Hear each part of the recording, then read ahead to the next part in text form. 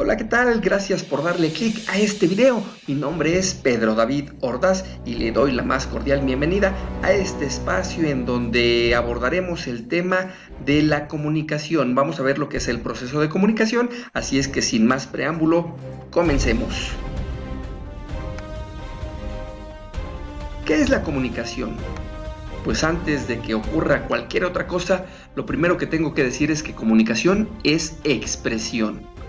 Hay un autor muy famoso que por lo menos a mí me gusta mucho y que se llama Federico Engels, y en el libro El papel del trabajo en la transformación del mono en hombre, pues explica que el ser humano se convierte en ser humano a través del trabajo.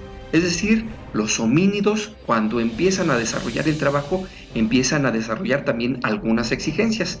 ¿Cuáles? Por ejemplo, empiezan a mover su mano.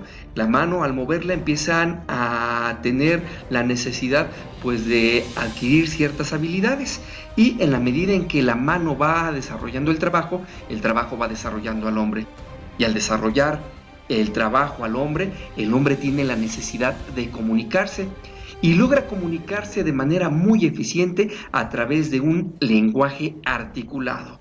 Al principio en la evolución, los seres humanos no nos comunicábamos con palabras, sino con gestos y gruñidos. Por eso es que a lo mejor en la Biblia, sobre todo en el Evangelio de Juan, se habla de la palabra, y se habla de la palabra como algo muy importante. Fíjense ustedes, lo primero que dice Juan en su Evangelio es: en el principio era el Verbo, y el Verbo era con Dios, y el Verbo era Dios. Esto nos habla de la importancia que tiene la palabra, incluso hasta en la divinidad. Otro ejemplo es, por ejemplo, cuando Dios crea al mundo, y lo dice en el Génesis, lo hace a través de la palabra. Dice Dios: hágase el mundo, y se hace. Dice Dios: sepárense las tinieblas de la luz, y se separan. Es decir, la palabra es tan importante que se pueden crear muchas cosas a partir de la palabra. Los teóricos también tienen sus definiciones. Vamos a leer lo que dice. El ser humano, para expresar creencias, emociones, sentimientos o ideas de otro ser humano, utiliza la comunicación. Van Dijk 2000 sostiene que la comunicación es un fenómeno complejo que utiliza múltiples herramientas como los discursos para expresar lo que pensamos o sentimos. Aquí lo podemos observar. Cuando hablamos por teléfono, utilizamos la comunicación. Cuando vemos a alguien con cierta intención, estamos utilizando la comunicación. Cuando nos vestimos de cierta manera, también estamos utilizando la comunicación.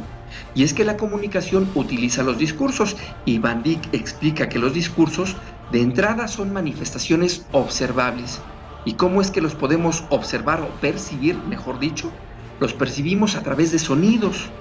Las palabras, las canciones, el habla, esos elementos son sonidos que son percepciones que podemos traducir como comunicación. Además, las marcas visuales también pueden ser percibidas como una comunicación. ¿Como cuáles marcas visuales? Pues las letras, las cartas, las figuras, los colores se pueden convertir en expresiones comunicativas. Estas expresiones comunicativas, para ser permanentes, se van a inscribir en un soporte. ¿Qué es ese soporte? Pues el lugar que va a transmitir la información de un discurso. Los soportes pueden darse a través de la radio, la televisión, del papel, de un papiro, y bueno, prácticamente todo lo que almacene esa información. Por eso es que en el taller de lectura, redacción e iniciación a la investigación documental entenderemos el discurso como un texto que puede ser oral o escrito y que se va a producir en un momento determinado. Cuando el texto se produce en un momento determinado, lo vamos a llamar situación comunicativa. Y quiero que vean que la situación comunicativa es un modelo circular en donde van a intervenir dos o más personas.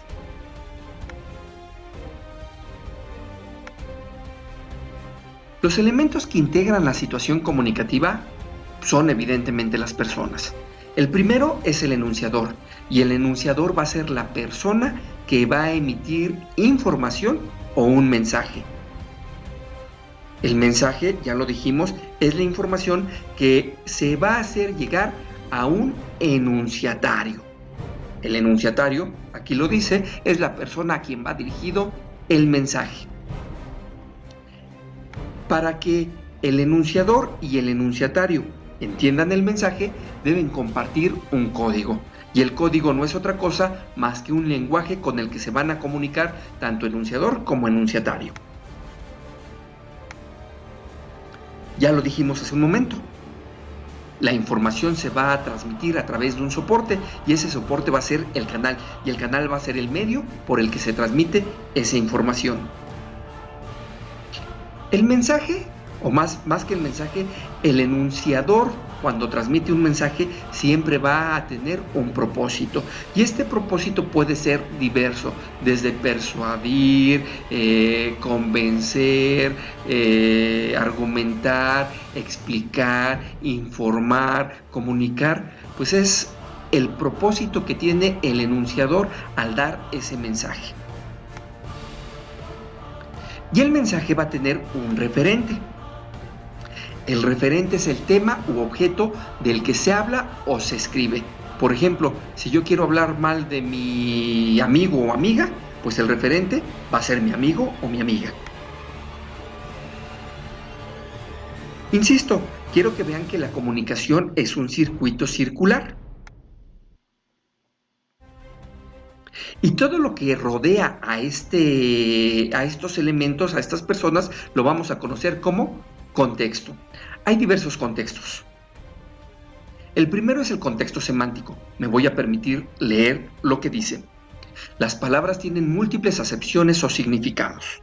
Una expresión puede significar varias cosas dependiendo de los vocablos que la rodean. Es decir, una palabra entonces va a tener una denotación y una connotación. La denotación es el sentido literal que tiene una palabra y la connotación es un sentido amplio que puede adquirir una palabra. Déjenme explico mejor. Por ejemplo, si yo digo la palabra gato, en su sentido denotativo, pues gato es un felino, es un animal, y bueno, eso es lo que significaría literalmente, pero la connotación le va a dar múltiples significados. Por ejemplo, si yo pongo la palabra gato en la siguiente oración, va a cambiar su sentido original. Se me ponchó la llanta y no traigo gato. Aquí, a lo que me refiero con la palabra gato, es a un instrumento que me ayuda a levantar el auto. Pero si yo digo, el gato está maullando mucho, entonces la palabra va a adquirir el sentido original. Pero si yo digo, manda al gato por unos refrescos, entonces la palabra gato adquiere otro significado a partir de la connotación.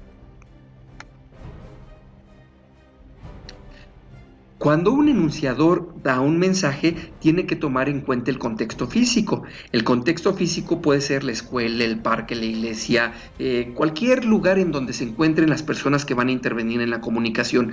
¿Por qué es importante? Porque no es lo mismo estar en mi casa solo que con personas. No es lo mismo estar en mi casa que en la cancha o en el estadio de fútbol. Voy a decir palabras completamente distintas.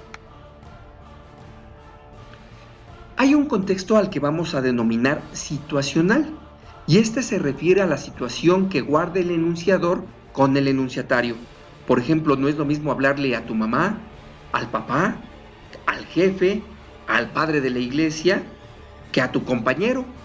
Por lo tanto, la situación va a cambiar dependiendo de la situación jerárquica que guarden los personajes que van a intervenir en la comunicación. Tenemos otro contexto que es el contexto cultural. Aquí va muy de la mano con el contexto temporal y ahorita voy a explicar por qué. El contexto cultural es el cúmulo de experiencias y conocimientos que tiene una persona, cualquier persona, llámese enunciador o enunciatario, por el simple hecho de vivir en una comunidad determinada. Así es que, por ejemplo, los mexicanos pues somos muy afectos a hablar de La Llorona.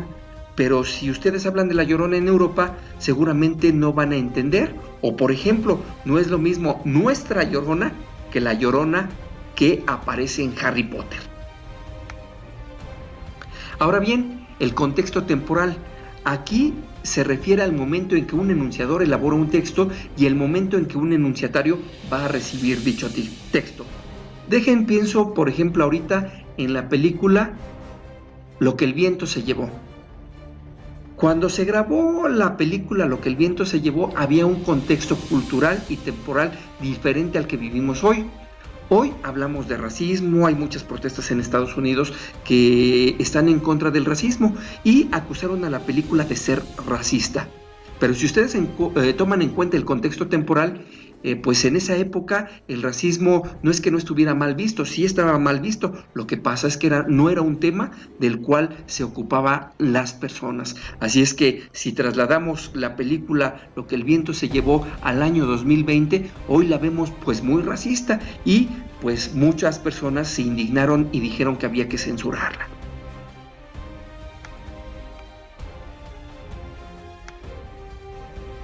Si ustedes quieren aprender más del tema, les recomiendo estos dos autores.